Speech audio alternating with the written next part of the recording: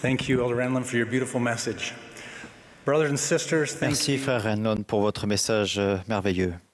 Frères et sœurs, merci pour votre dévouement à Dieu, le Père, et à son Fils Jésus-Christ. Et merci pour votre manière de vous aimer et de vous servir les uns et les autres. Quand ma femme et moi avons reçu un appel de dirigeant de mission à plein temps, tous les membres de notre famille ont décidé d'apprendre le nom de chaque missionnaire avant d'arriver dans la mission. Nous nous sommes procurés leurs photos, nous avons fait des fiches de révision et nous avons commencé à mémoriser leurs visages et leurs noms. Quand nous sommes arrivés, nous avons tenu des conférences avec les missionnaires afin de nous présenter. Alors que nous discutions pour faire connaissance, j'ai entendu mon fils de 9 ans dire « C'est chouette de te rencontrer, Paul. Rachel, tu viens d'où ? Ouah, David, qu'est-ce que tu es grand ?» Un peu affolé, je lui ai murmuré « Tu te souviens qu'on doit les appeler Elder et Sœur ?» Il m'a regardé, l'air étonné, et m'a répondu « Mais papa, je croyais qu'on devait apprendre leur nom. » Notre fils avait fait ce qu'il pensait être juste en fonction de ce qu'il avait compris. Quelle est notre compréhension de la vérité dans le monde d'aujourd'hui ? Nous sommes constamment bombardés d'opinions tranchées, de rapports biaisés et de données incomplètes. Parallèlement, les sources et le volume de ces informations ne cessent de proliférer. Notre besoin de reconnaître la vérité n'a jamais été aussi important. La vérité est essentielle pour établir et renforcer notre relation avec Dieu, trouver la paix et la joie et atteindre notre potentiel divin. Aujourd'hui, considérons les questions suivantes. Qu'est-ce que la vérité et pourquoi est-elle importante ? Comment trouver la vérité ? Et lorsque nous trouvons la vérité, comment la faire connaître ? Le Seigneur nous a enseigné dans les Écritures que la vérité, c'est la connaissance des choses telles qu'elles sont, telles qu'elles étaient et telles qu'elles sont à venir. Elle n'a été ni créée ni faite et n'a pas de fin. La vérité est absolue, fixe et immuable. En d'autres termes, la vérité est éternelle. La vérité nous permet d'éviter d'être séduits, de discerner le bien du mal, d'être protégés et de trouver le réconfort et la guérison. La vérité peut aussi guider nos actions, nous rendre libres, nous sanctifier et nous conduire à la vie éternelle. Dieu nous révèle la vérité éternelle grâce à un réseau de relations basé sur la révélation auquel participent lui-même, Jésus-Christ, le Saint-Esprit, les prophètes et nous. Discutons des rôles distincts mais interconnectés que chaque participant joue dans ce processus. Premièrement, Dieu est la source de la vérité éternelle. Lui et son Fils, Jésus-Christ, ont une compréhension parfaite de la vérité, mais agissent toujours en harmonie avec des principes et des lois de vérité. Ce pouvoir leur permet de créer et de gouverner des mondes et de nous aimer, de nous guider et de nous fortifier parfaitement. Ils veulent que nous comprenions et mettions en pratique la vérité afin que nous jouissions des mêmes bénédictions qu'eux. Ils peuvent communiquer la vérité en personne ou par l'intermédiaire de messagers tels que le Saint-Esprit des anges ou des prophètes vivants. Deuxièmement, le Saint-Esprit témoigne de toute vérité. Il nous les révèle directement et témoigne de celles enseignées par d'autres. Les inspirations de l'Esprit se manifestent généralement sous forme de pensées dans notre esprit et de sentiments dans notre cœur. Troisièmement, les prophètes reçoivent la vérité de Dieu et nous la transmettent. Nous apprenons la vérité enseignée par les prophètes d'autrefois dans les Écritures et celle enseignée par les prophètes modernes lors des conférences générales et par d'autres canaux officiels. Enfin, vous et moi jouons un rôle crucial dans ce processus. Il attend de nous que nous recherchions, reconnaissions et agissions en fonction de la vérité. Notre capacité de recevoir et mettre en pratique la vérité dépend de la force de notre relation avec notre Père et son Fils, ainsi que de notre réactivité à l'influence du Saint-Esprit et de notre alignement avec les prophètes des derniers jours. Nous devons nous souvenir que Satan fait tout son possible pour nous tenir éloignés de la vérité. Il sait que sans la vérité, nous ne pouvons pas obtenir la vie éternelle. Il professe des demi-vérités mêlées aux philosophies des hommes pour nous troubler et nous distraire des communications de Dieu. Dans notre recherche de la vérité éternelle, les deux questions suivantes nous permettront de reconnaître si un concept vient de Dieu ou d'une autre source. Le concept est-il régulièrement enseigné dans les Écritures ou dans les paroles des prophètes vivants ? Et le concept est-il confirmé par le témoignage du Saint-Esprit ? Dieu révèle des vérités doctrinales par l'intermédiaire des prophètes et le Saint-Esprit nous confirme ces vérités et nous aide à les mettre en pratique. Nous devons rechercher les confirmations qui viennent de l'Esprit et être prêt à les recevoir lorsqu'elles se manifestent. Nous sommes plus réceptifs au témoignage de l'Esprit lorsque nous sommes humbles, prions sincèrement, étudions la parole de Dieu et respectons ses commandements.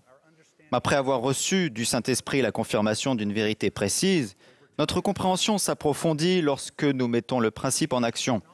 Avec le temps, en appliquant le principe avec constance, nous acquérons une connaissance certaine de cette vérité. Par exemple, j'ai commis des fautes et ressenti le découragement et le remords qui découlent de mauvais choix. Mais grâce à la prière, l'étude et la foi en Jésus-Christ, j'ai reçu le témoignage du repentir. En continuant de me repentir, ma compréhension de ce principe s'est renforcée. Je me suis senti plus proche de Dieu et de son Fils.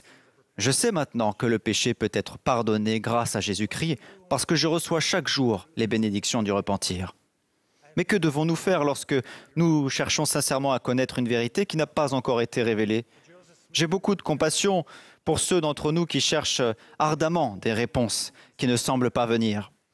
Le Seigneur a conseillé à Joseph Smith, « Garde le silence jusqu'à ce que je juge bon de faire connaître toutes ces choses en ce qui concerne cette affaire. » À Emma Smith, il a expliqué, « Ne murmure pas à cause des choses que tu n'as pas vues, car elles vous sont cachées à toi et au monde, ce que je juge sage pour un moment futur. » Moi aussi, j'ai cherché des réponses à des questions sincères. De nombreuses réponses sont venues, d'autres non.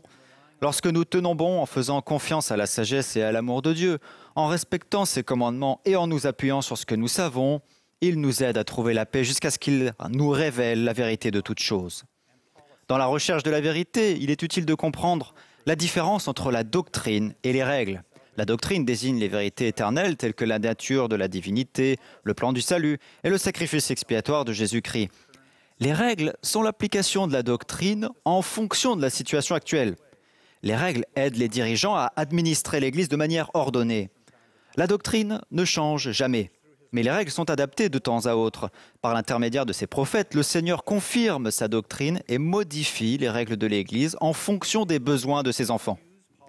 Malheureusement, nous confondons parfois les règles avec la doctrine. Si nous ne comprenons pas la différence, nous risquons d'avoir des désillusions lorsque les règles changent, ce qui amène certaines personnes à remettre en question la sagesse de Dieu ou le rôle de révélateur des prophètes.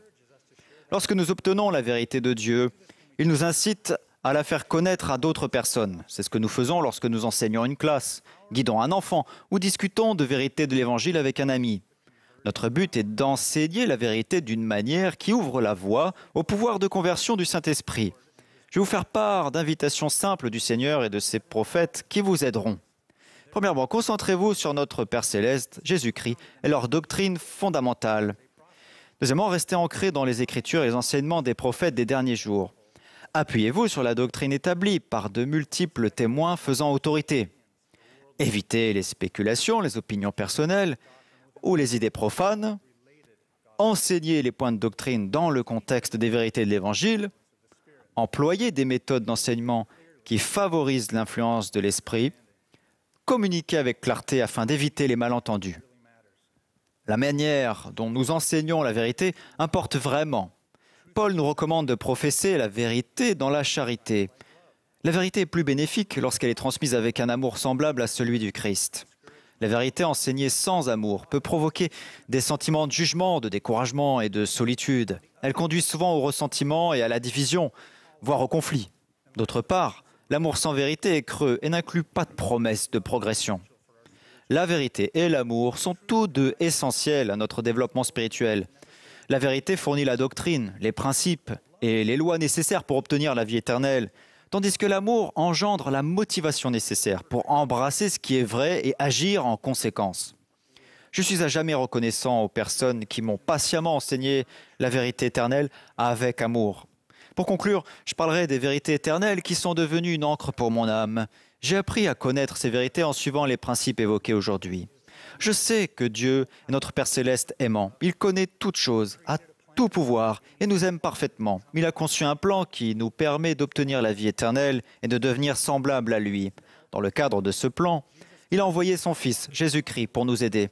Jésus nous a enseigné à faire la volonté de notre Père et à nous aimer les uns les autres. Il a expié nos péchés et a volontairement donné sa vie sur la croix. 3 jours plus tard, il est ressuscité des morts.